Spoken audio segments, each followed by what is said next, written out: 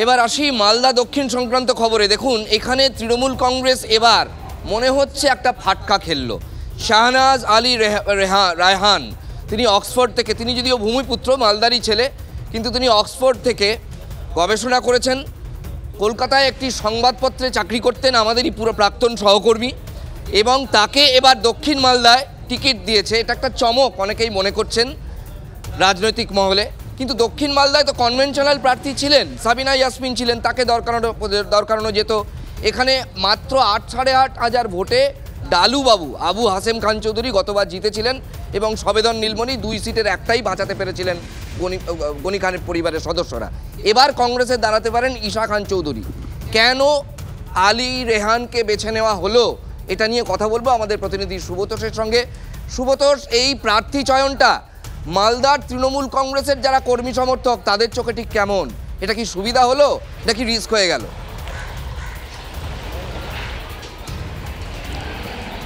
এখন আপাতভাবে এই মুহূর্তে কিন্তু রাজা দেখো এটা রিস্ক বলে মনে হচ্ছে, কারণ জেলা নেতৃত্বের মধ্যে একটা অস্বস্তি তৈরি হয়েছে। তারা একেবারে প্রস্তুতি নিয়ে নিয়েছিল যে দক্ষিণ মালদায় কেন্দ্র থেকে দাঁড়াতে চলেছেন সাবিনা ইয়াসমিন।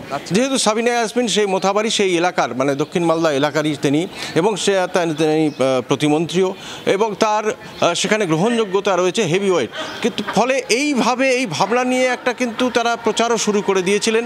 যদিও কিন্তু শেষ মুহূর্তে যখন এই শাহনাজ আলী রায়হান নাম উঠে এলো, তখন কিন্তু একটা চমক হয়তো হতে পারে, কিন্তু মালদা জেলা নেতৃত্ব তৃণমূলের কাছে এটা কিন্তু অস্বস্তির। কারণ যে উৎসাহ নিয়ে তারা ছিল সেই উৎসাহের কিন্তু ঘাটা পড়েছে। এখন সেটা তারা কতটা কিভাবে নামবেন, কারা নামবেন, আদৌ মাঠে নেমে কোমর বেঁধে যে লড়াইয়ের প্রস্তুতি তারা নিয়েছিলেন সেটা করবেন কিনা, এটা নিয়ে একটা বড় প্রশ্ন রয়েছে। অনেক ধন্যবাদ সুব্রত, আপাতত তোমাকে অনেক ধন্যবাদ। দেখুন, এমনিতেই মালদা জেলায় সারা বছর তৃণমূলকে নিজেদের মধ্যে লড়ে মরতে দেখি আমরা, তারপর আবার মালদা দক্ষিণে এমন একজন প্রার্থী চয়ন করা হয়েছে।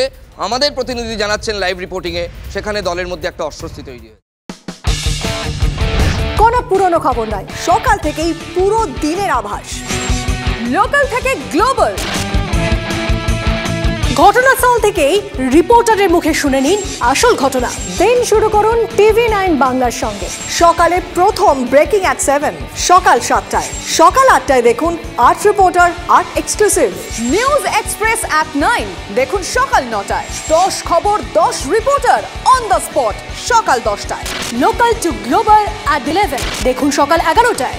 দেখুন morning super prime time TV9 বাংলায়। TV9 বাংলা না দেখলেই নয়।